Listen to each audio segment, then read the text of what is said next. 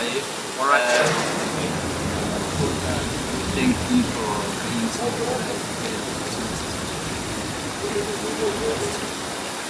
I'm the Davis. Give you a brief introduction of the activities about in a nutshell, we want to put stories of people behind the business. Who are they? Yeah, who are these famous people? Famous? See in conferences, invited presenters instead of delegates or students. Yes. I bet you get a free ticket to the party. Yeah, it's great. Yeah. Maybe we can start by telling me a brief story about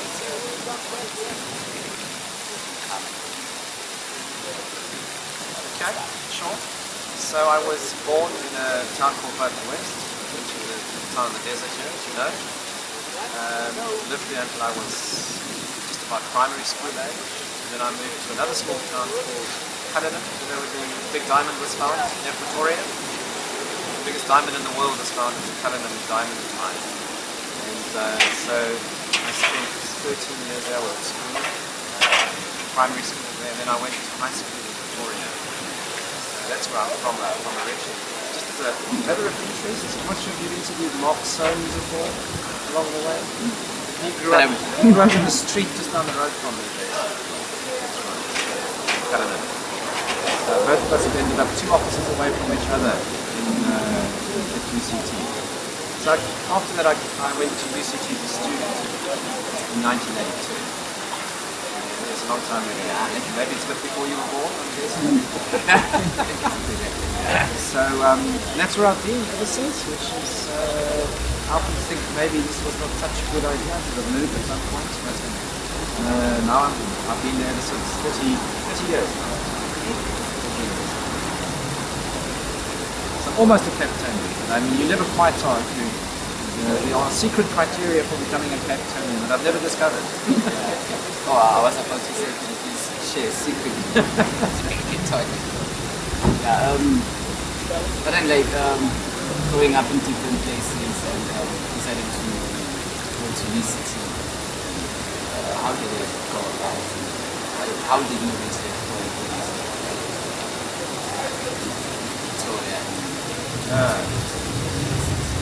Was it by choice or? It was by choice. I mean, I looked at Wits as a possibility, and in those days the big universities really, we were pretty much along language lines. So it was Wits, Natal were the 2 big other options, Rhodes possibly, those were all English-speaking universities. So Pretoria was Afrikaans-speaking university, so it wasn't really a consideration. So I chose UCT because I wanted to get away from independence, to not have ties to not the family watching me. I mean, when you're 18, you want to set up for yourself and get away and not be visible to everybody. But in fact, my family moved down the next year, so it didn't work. So they moved down to South. Well, then they actually moved to the Hicks River Valley, and they lived there, which was close enough. Why psychology? Why psychology? So, well, when I was a high school student, I read, I was always interested in ideas, I think. So I read a book on Freud, and I was very impressed by it. That's right. Yeah, when I was about 16 or something. So I took it as a second option. I was also interested in English literature. I had fanciful ambitions about being a creative writer and doing a great South African novel or something like that. How fun? Or about anything, as long as it was great. Maybe that's a lot. But, well, or poetry, I should write poetry. But I lost interest in that, and then when I became a student, psychology became more interesting. And a nice combination, it combined, I became disinterested in Freud quite quickly once I read more about this. But a combination of some science, some, what's the right word for it, some social science or some, it was a more ambitious discipline than narrow scientific discipline. The questions were something fascinating, and it was clear that big questions to be answered in this discipline. So, I also had some ambitions of becoming a clinical psychologist at one point in time. But I also lost those. As soon as I got to see what they were up to, I became suspicious. The clinicians. Well, I mean, I wondered about what they were doing, and whether it was really well rooted in research, in scientific findings. A lot of it seemed to be invented by people in practice. It didn't strike me as a good thing to pursue. So I ended up as a research psychologist. It's kind of a path. So did you do the course with research? Yes, I did. In those days, this was a long time ago, we had a very rudimentary master's course in neuropsychology internship. And so I did a neuropsychology internship. It wasn't really anything like they've got now. It was some assessment, a few tests, a little bit of theory, but it wasn't a fully fledged thing. It was just an option in the master's course I did. Decided to go with neuroscience. Well, no, I didn't. I mean, I'm not a neuropsychologist. I had a look at it and I thought, also not for me. And I combined two things. I was always interested in cognition because it was closer to the scientific side of things on the one hand. Also had a huge practical component. The question I got interested in eyewitnesses, in memory, failures of memory, always had a huge practical component. So I thought that's a great combination, science and you've got an application for it. But I also became very interested in social psychology, as you might know. So I straddled those two things, mostly because my department in those days had very good social psychologists. John Foster was there, Julian Buchalescu was there, Kevin Durheim came soon afterwards. So there were lots of people who were working. John Dixon was there at the stage. So there was a real excitement around social psychology. So those two things is where I went eventually. How was it like to do psychology, specifically postgrad studies, during the time, going to UCT and then having this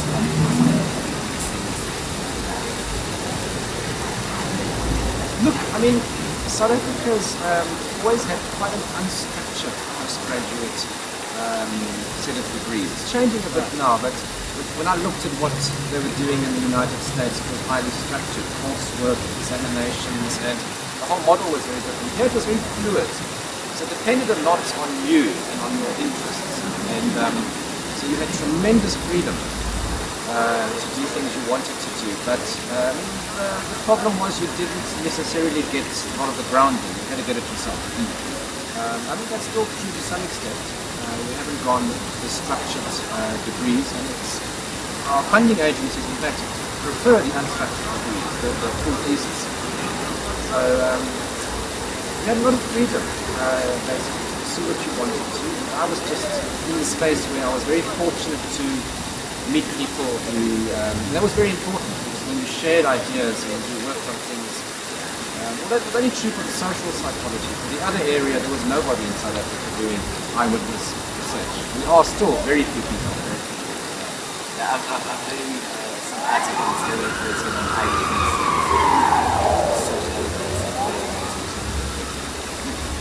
What really made you to be interested in eyewitness? So, did you see the talk yesterday by Elizabeth Loftus at all? So I was telling you about my interest in psychoanalysis. And one of the key things that turned it for me was I read a wonderful book by someone called Donald Spence. And he had a very long exposition in which he pointed out that Freud's model of getting back to the originary repression is like an archaeologist trying to get back through layers. But the big mistake is you can't recover the thing. It is not possible. And he pointed to this research by Loftus and Loftus. It's a very famous article in 1980 on the permanence of human memory. Memory in the human brain, I think it's called. So I read that, and I read some more of it, and I thought, well, that's a great combination. It's got a combination. It's research-based, it's science-based, it's got real implications. And that's what solved it for me. So it kind of finished off psychoanalysis for me as well as a possible God. then like in practical terms, writing papers and doing stuff on eyewitnesses, does it have practical implications if you're researching eyewitnesses? Oh yes, oh yes. Look, we haven't translated it that much in South Africa, but in the United States this has been a tremendously active area from the point of view of application. We are sitting on, I'm convinced, many cases in South Africa of people who are presently in prison on the basis of these identifications who shouldn't be there. We know in the United States there are 300 cases at least where they've been freed on the basis of DNA exonerating evidence. So there are huge implications for us. We just haven't translated them in South Africa. We've got a legal system that's not very receptive. It's the same in the US 20 years ago. They were just not receptive to the idea that they could be mistaken on such a grand scale. One mistake, yes, two mistakes, but I mean everyone makes mistakes. But 300? No way. But now it turns out to be the case. It's usually people who are indigent, who can't defend themselves. It's South Africa, you know, a lot of the people who are sitting in our prisons. So I would be astonished if we didn't have the same problem. We know a couple of cases already that we've identified. One, the icon of three people were released from prison. The eyewitness IDs were wrong. We know that case. But there are other cases that we know about. In fact, we work on them. It's one of the practical things we do. So if they need to be a consultant, Sorry? if they need to be a consultant, the government.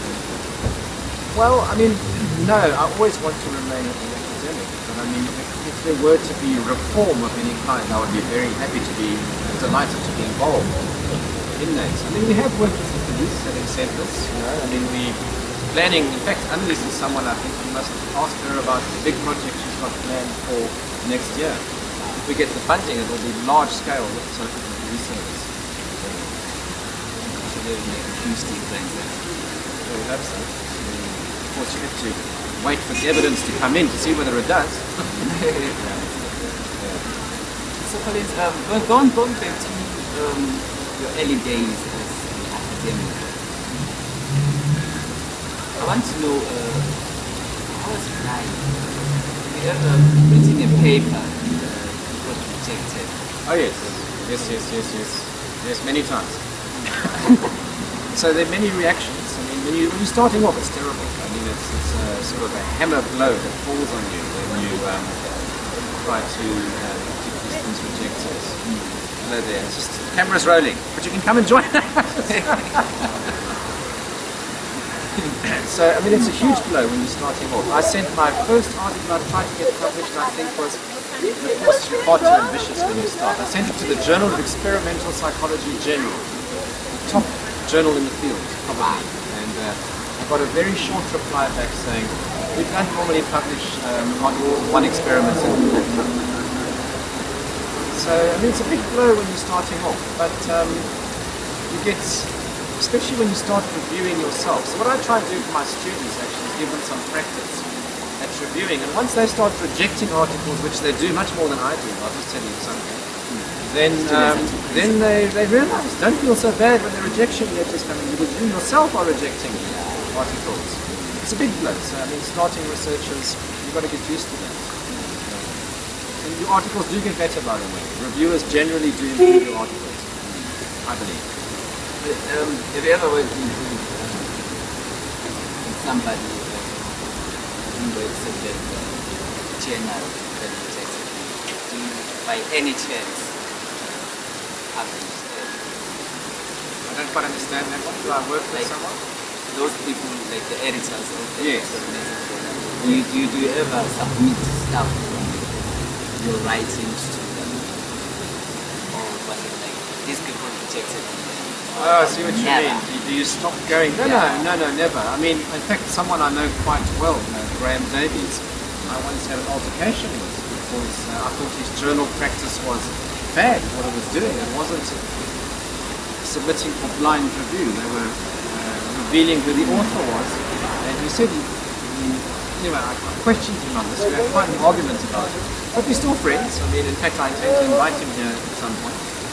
So, I mean, you must be prepared to argue these things and not to take front of it. treat them badly for the rest of the time. You could be an editor yourself and end up doing these things. No, thanks for the message. I know Catherine is that easy. All right, great. Thank you very much. It's wonderful. Okay, good luck. So.